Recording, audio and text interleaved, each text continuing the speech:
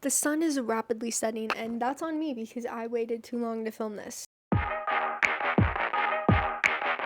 I really enjoyed making the defending everything I watched in a depressive episode video. So today we're doing that, but with books. So I will be defending everything I read in a depressive episode because all I was doing was watching movies, TV shows, reading books.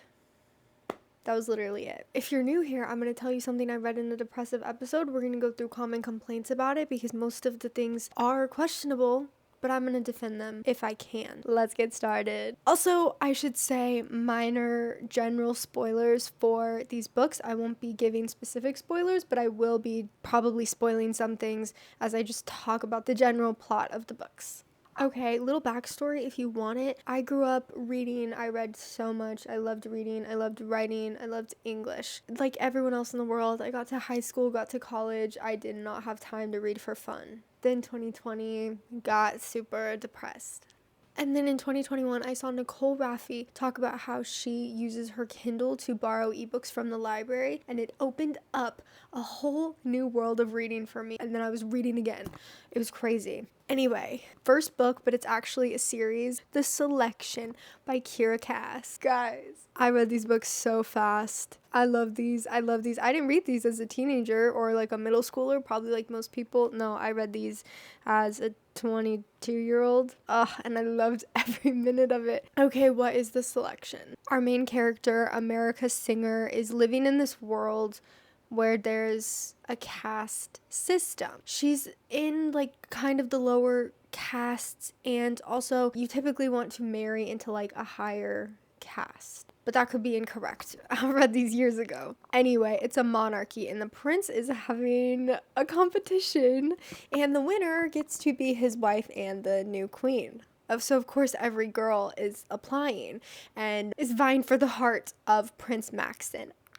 I love him. America enters, and I'm pretty sure it's like while you're away competing, your family gets money for like however many weeks you last in the competition, something like that. So she's like Katniss, she's like, I have to take care of my family, so even though I don't want to marry this prince because she's in love with her childhood best friend Aspen, even though he is like a caste below her, and so that's like not really a good thing. She applies, 35 girls get chosen, and of course she's one of the girls. So she gets to go live in the palace, and it's literally like The Bachelor, but like royal version. The girls get to go on dates with the prince. They all have like dinners and are obviously kind of around like the people that work in the castle, like the guards, the queen, the king, all that crazy stuff. And over time, Maxon eliminates people, sends him home. Oh, and also there's political unrest outside of the kingdom. But that's a B plot, and the main plot is our love triangle. Okay, some common complaints. The first one, it's literally just The Bachelor, but dystopian. Girl, that's the point. I mean, I don't watch The Bachelor, but I totally get like why people like it, and it's the drama, and it's fun. It's drama. There's sabotage. Like tensions are high between the girls. Tensions are high between the girls and Maxon because he's dating all of them at once, as you do on The Bachelor. It is like silly, but that is what makes it so gosh darn fun. Complaint number 2, America Singer is an annoying protagonist. It's all for the sake of drama, I swear, okay? I mean, I didn't think America was like unbearably annoying while I was reading it. She does make some decisions throughout the series where you're like, girl, why are you doing that? But sometimes that is just necessary to create conflict, create drama, and keep you reading. And I read these 3 books literally so insanely fast after not reading anything for years, for my own enjoyment. So I would say that it did its job. It kept me engaged and I loved it. The final complaint, that the love triangle is pointless. Spoiler for the love triangle. You know that she's gonna end up with Maxon. The whole trilogy is about her being in this dating competition to, at the end, like the winner marries Maxon and becomes the queen. You know she's gonna end up with him. Even if she doesn't like him at first and they're like not actually dating, you know that she's gonna end up with him. And so her childhood lover, Aspen, even though like she initially wants to marry him, you just know in your heart that it's not gonna work out. And so yeah, it's kind of like he's just there, because usually with love triangles I feel like it really could go either way. And this, it's like, well, you know, obviously she's gonna end up with the prince, but at some points you don't know that. I love a love triangle because it adds so much tension between like the two people that everyone wants to be together, and it's just fun to see like that conflict, specifically her getting over her like apprehension of doing the competition, and then it's fun to see her like actually participate in it. So yeah, this selection, basically my stance is that it's just a silly, fun, good time. And literally, if you are in a reading slump, these books will get you out of it, because like they're not even bad. They're not bad. I know that I'm saying like, oh, they're young adult and they're silly, but they're actually so good. That's why I bought them in a physical copy, because they're so good and I plan on rereading them. Okay, next. Conversations with Friends by Sally Rooney. This book felt really relevant to my life at the time. We follow Frances. She is a 21-year-old college student in Dublin. Her best friend slash ex-girlfriend Bobby and her kind of get entangled with this married couple, Nick and Melissa. Bobby kind of latches onto Melissa and Frances kind of latches onto Nick, and despite the marriage, they all kind of get involved. Basically, Frances is like a giant mess, and it's her navigating this relationship that she has with Nick. And that's, I mean, if you've ever read Sally Rooney, you know that it's kind of like nothing crazy is happening. We're just like dropped into these people's lives and we follow them for a little bit, and then the book ends. Like we're just watching conversations with friends, you might say. So that leads us into our first complaint.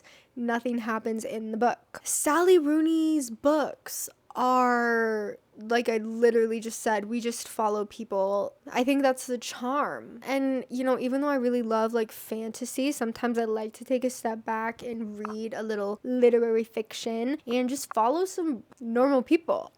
I mean, there are still things that happen. There's drama, it's conversations with friends, you know, there's lots of conversations to be had. Romantic conversations, awkward conversations, tough conversations. I mean, yeah, I'm sure a lot of people do think it's boring, but again, that is like the vibe of Sally Rooney, and I like that vibe sometimes. Next complaint, similar to the last book, people say that Frances is unlikable and self-destructive. Guys, I just feel like maybe we have lost the plot as like readers, and we forget that if we have like a normal, likable, perfect character, there's not going to be any drama. There's not going to be a plot to the book. You say that Conversations with Friends has no plot, but Frances is out here being messy and getting involved in things she does not need to be involved in, and causing drama and genuinely making life so difficult for herself. But it's so interesting to read, because I don't want to do that. I don't want to like mess up my life, but I love watching someone else do it. I love the drama. And I do think that at the time, in my depressive episode, watching someone else be a mess and struggle with self-worth and mental health kind of made me feel a little less alone. It's hard to say because I really blocked out that time, but thinking back, like I could imagine. And also bear in mind that Frances is 21 years old. What are you doing at 21 if not making bad decisions? You know, all of your 20s, maybe your 30s. I'm not there yet, so I don't know, but like that's life. The final complaint is that Sally Rooney's writing style is weird.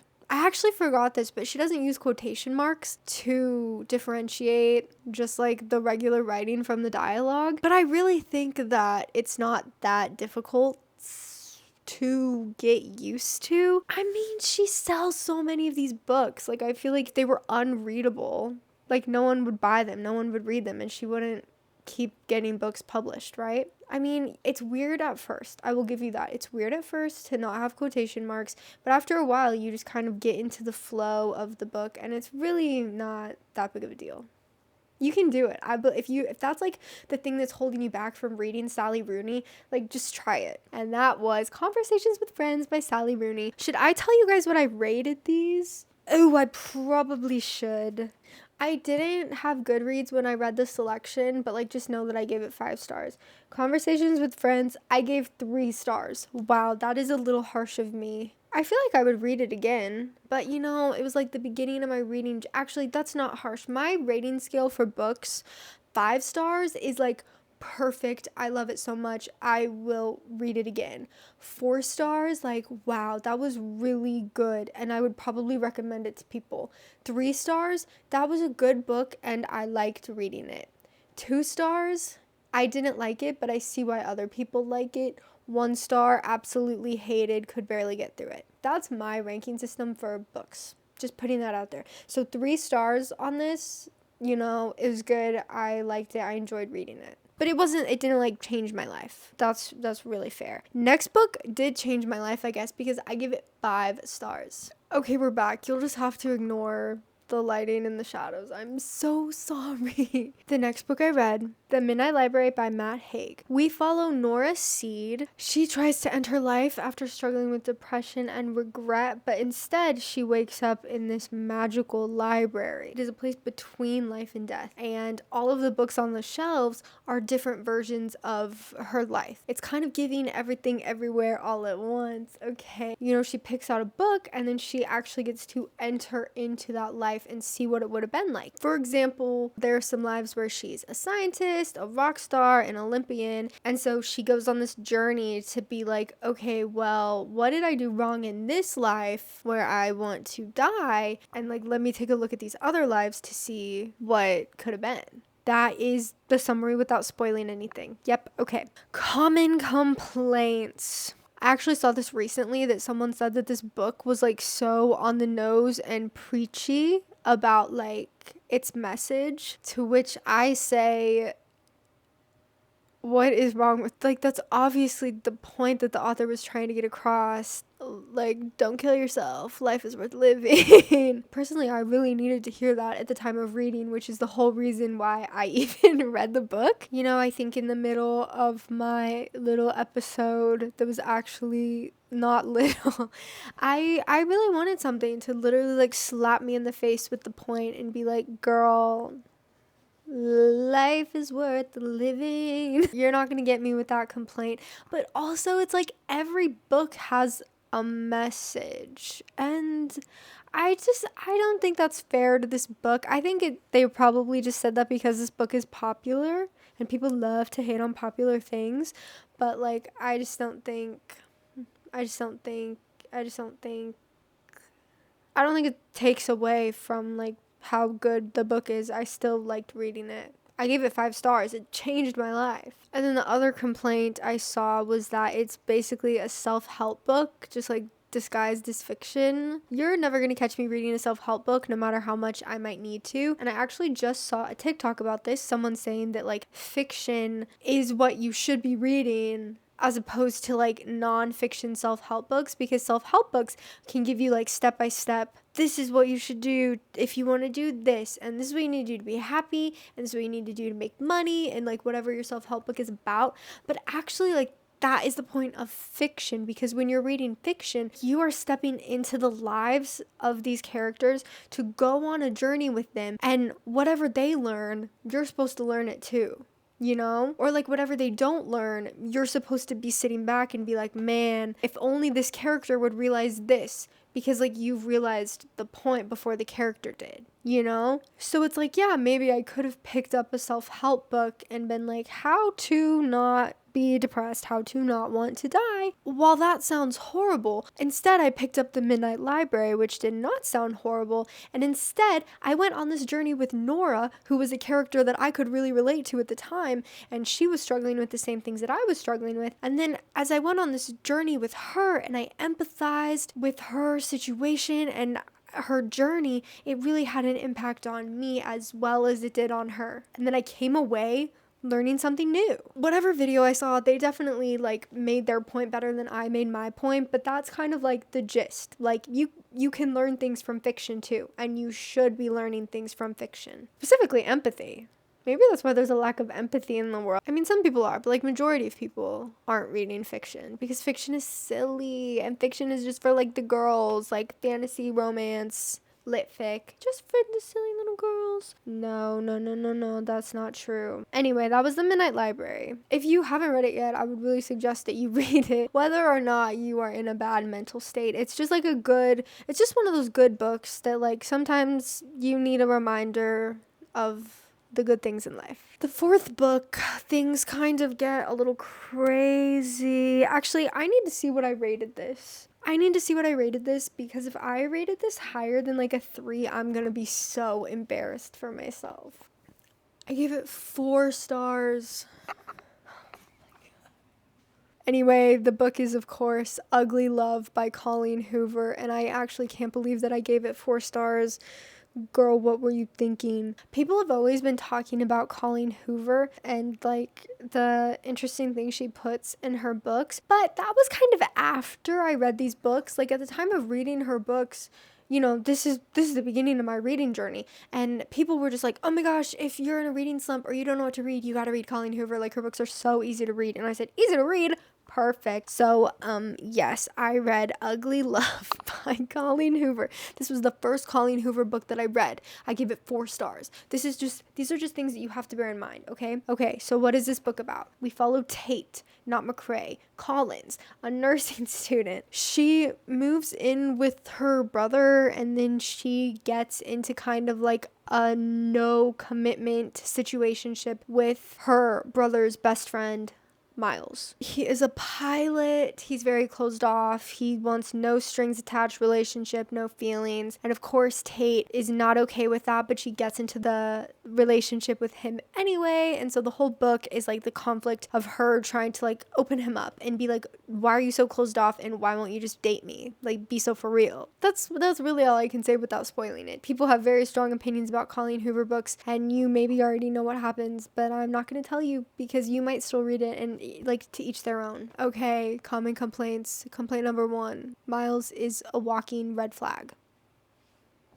Yeah, but I think that's kind of like Colleen Hoover's thing. Like, have you ever read a Colleen Hoover book where like the male main character is a green flag? Like, no, the girl always gets with the toxic, crazy, closed off, red flag, abusive guy. And that's like the fun of it. That's like Colleen Hoover's thing. At this point, if you're reading Colleen Hoover, like, you know what you're getting into, right? I mean, yeah, that's a valid complaint because obviously it's a romance book. And so if you're reading a romance book, the whole book is like waiting for the main characters to be together and you don't like one or both of the main characters. Yeah, that's a valid complaint. You know, I don't really remember, but I feel like when I was reading it, I really just wanted to figure out like the mystery. Oh, because we flash back and forth between the past and the present. It's like Tate and Miles in the present, and then it's like Miles past that we flash back to, and you're just going back and forth and you're like waiting to see what could have possibly happened in Miles past to where he doesn't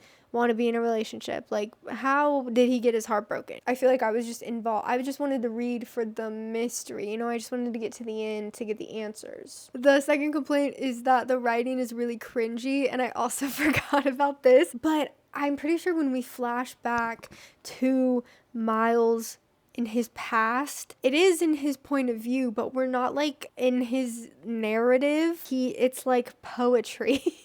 Like, the present is normal, like, internal monologue, dialogue between characters, like normal writing. And whenever we flash back to Miles' past, it's like really short sentences and poetry and like short lines, I'm pretty sure. It's definitely a choice, and it's definitely kind of funny, but definitely at the time I didn't think it was funny, and I was actually reading it and I was like, oh my god, this is so innovative. If you've read it, the chapter in Miles' past, I read it and I cried. Like, that was how moved I was by like the poetry of his past, which is crazy. I was vulnerable. And also I was probably low-key triggered by the content. I never read content warnings and trigger warnings, and then I'm like upset when I get triggered by the content in a book, and it's like, girl, you're doing it to yourself. You should have checked. Final complaint, kind of going with the last one, but people say that like the dual timeline is pointless and we don't really need to flash back to Miles' past. We could just be in the present. And because he tells Tate eventually, you know, like, because she has to find out, the reader can't just know. But it's like, you know, it's mystery because it's like dropping little hints throughout the book. Sometimes we know things before Tate knows them, and I love that. I love, what is that called? Dramatic irony. Okay, we know stuff that she doesn't know. Dramatic irony. Drama and irony, my two favorite things. I mean, I don't think the book is amazing despite my 4-star rating, and I don't think it's for everyone, but I do think it was for me at the time. And I think I was really into the abstract writing, and I was really into the dual timeline. It was the first time I had read something like that, and I was really into the mystery of it, and I read it fast. Okay, next, The Night Circus by Erin Morgenstern. Ooh, this one was good. I gave it 5 stars. If you can tell, I was jumping between like low-key really sad books. Like the selection was like so fun. It's like cute little like YA romance. And then I just went right into like the sad lit fic, and then like sad Colleen Hoover, and then the Night Circus. The Night Circus was a little bit up in like the happy rating. I don't remember it being incredibly sad, and it had a little sprinkle of like magic. Okay, so the Night Circus, this magical circus appears at night. There are mesmerizing, seemingly otherworldly performances. And the public can go in because the circus will just show up in different places. And if you see it, like, you better take advantage of this infamous circus that you have the opportunity finally to see. People don't know this, but the circus is actually like a battleground for these 2 illusionists, Celia and Marco. Man, trying to remember this is like really difficult. They're both in this like competition with each other, but they don't know the rules, which means they also don't know how it ends. And basically that's like the mystery of the circus, and we're trying to like figure that out because they've been doing it like their whole lives, I think. And then also, of course, there is a little bit of romance and magic, and like the circus is just so fun and cool. I feel like that's all I can tell you without spoiling the plot, because you really should go read it. You really should go read it right now. Anyway, some common complaints. People think there's no plot. I kind of thought that the plot was like the romance and also figuring out the competition and like what the heck these characters are supposed to do. But also I thinking back, I do think it's most like a big part of the story is just like the circus, and like us as the reader seeing the acts of the circus and like the vibes and the ambiance, and it's like just very magical, cool, it's whimsical. But I'm pretty sure that there was a plot. I gave it 5 stars, and I am such like a plot driven girl. Well, no, actually, that's a lie. I'm a character focused girl. It's hard to say. Ooh, okay. The next complaint was that the romance is underdeveloped. Compared to like a normal romance book, nothing is really happening between the 2 characters. Minor spoiler that I'm pretty sure that they like obviously can't be together because they're competing against each other in this battle. So like obviously it's going to be a slow burn because they're enemies competing against each other. And also, if they literally can't be together, like what do you want them to do? Like, it's magic. Like, how do you outsmart magic? If you want a romance book with like spice, go read Colleen Hoover. I don't know. The final complaint is kind of like both of the 2 combined, that it's like all ambiance and no plot. I don't care. I don't care. At first, I think that's wrong because I really don't think I would have given it 5 stars if there was no plot. Like, that sounds so boring. And lots of people love this book. This is like a beloved book for many, many people. The vibes are really good. Like the night circus, like just even saying those two words, the night circus, you get a picture in your mind. This magical, fantastical circus that just appears at night, and you see all of the lights in your mind, and you see these acts and all of the people walking around the circus and the different snacks that there are. And maybe you don't actually get that image in your mind. Maybe I just get that image in my mind because I read the book.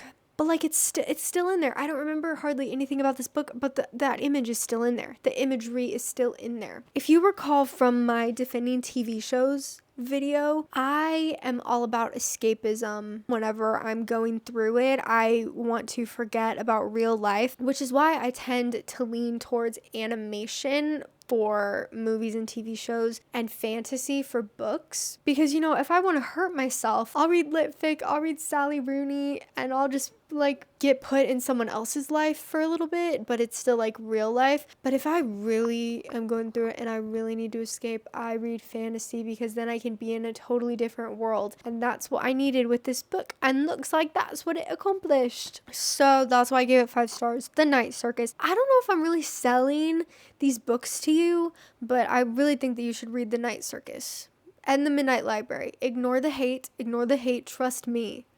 Okay? Trust me. Our final book, it felt appropriate to end with this book. It Ends With Us by Colleen Hoover.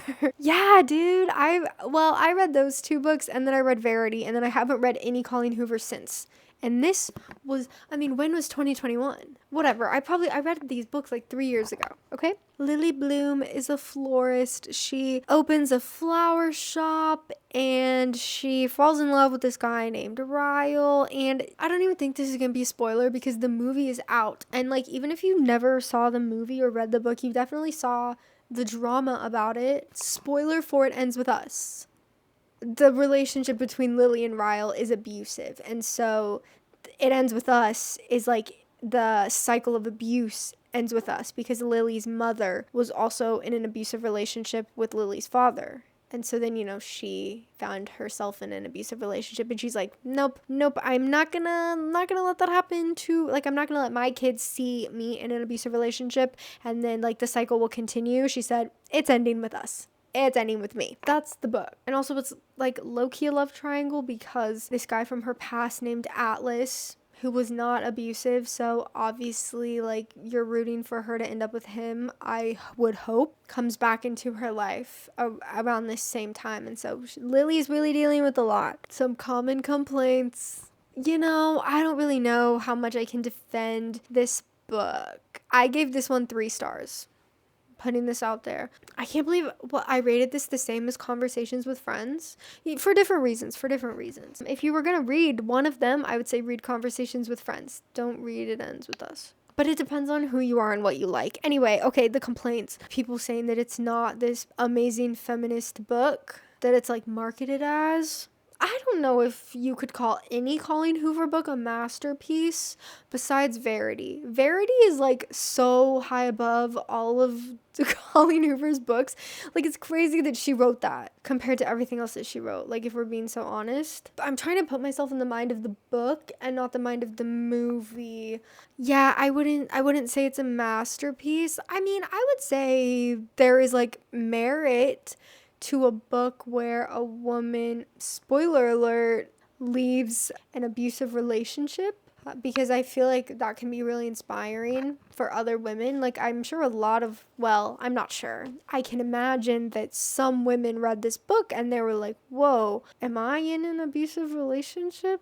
Because it's very subtle. It's very subtle in the book. And also, okay, there's going to be a lot of spoilers for this book, because I have to talk about what's going on in the book to talk about these complaints specifically. I think that it's very subtle, and we're in Lily's head. She still loves Ryle, because their relationship didn't start abusive. It came like later, and it started very gradually and then kind of grew into something where it was like she was physically getting hurt. And so, I mean, I feel like that aspect was good. That aspect was good. I've never read anything else. I don't have anything else like with a similar story like that to compare it to. But I'm sure for a lot of women, it was, it's like a relatable issue where it's like you have a lot of love for someone that hurts you. And it's like, well, I love them, so like I can't, it's not easy to leave.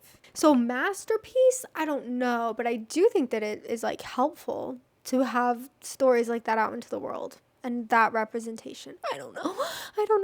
I can't be the spokesperson for this, okay? Okay. Next complaint, the writing is so basic. Guys, it's Colleen Hoover. I think the reason that a lot of people read Colleen Hoover when they're first getting back into reading is because they are so accessible. Like, no one who doesn't normally read gets back into reading and starts with like classic literature because the writing it's just different. Modern books tend to have more accessible, digestible writing compared to like highbrow classics and things like that. Colleen Hoover books are good about this, and they're also romance books, which for a lot of people is like something interesting to read. Romance is pretty easy to understand. It's not like a fantasy book where you have to like learn new words for things because you're in a whole new world and a new society that works differently. Like romance, you're in the real world and you're just following two regular people. It's okay that Colleen Hoover's writing isn't amazing. I don't think it's the writing that draws people to her stories. I think it is like the entertainment factor of her stories, and then the writing is easy so that a lot of people can read it. And while I do think that we should be, challenging ourselves with the things that we're reading, everyone has to start somewhere. I started here. The third complaint, you will never believe it, but it's that the romance is toxic. To which I say, that's the point. Like I said, it's about breaking the cycle of abuse. But I'm sure that complaint is coming from people who like didn't finish the book, or they got into the book expecting a romance like me and like everyone else. And then you're kind of hit with like, oh wait, this is a toxic romance. And maybe they stopped reading, maybe they didn't finish. At the end, like everything's good. It's a good ending. It's just a journey that you go on with Lily. And yeah, that's the point. Sorry. Guys, thank you so much for watching this video. This was a little bit more difficult to talk about than when I was defending TV shows, because with TV shows, usually you have at least a couple seasons with the characters. So I felt like I was a little bit more passionate about those shows, because I'm like trauma bonded to those shows. With these books, besides the selection, these weren't necessarily my favorite books ever. I haven't reread any of them since reading them the first time. This was like 3 years ago. Wait, it's 2025.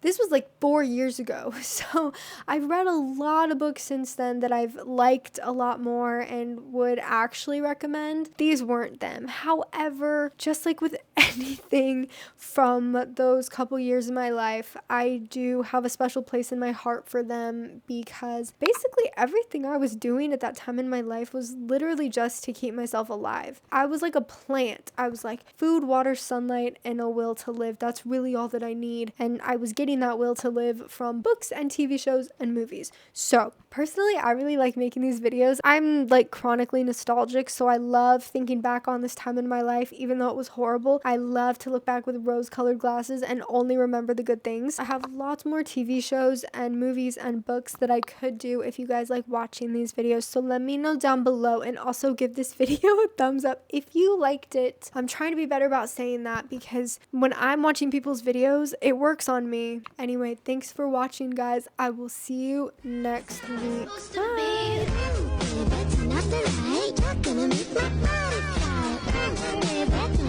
Bye.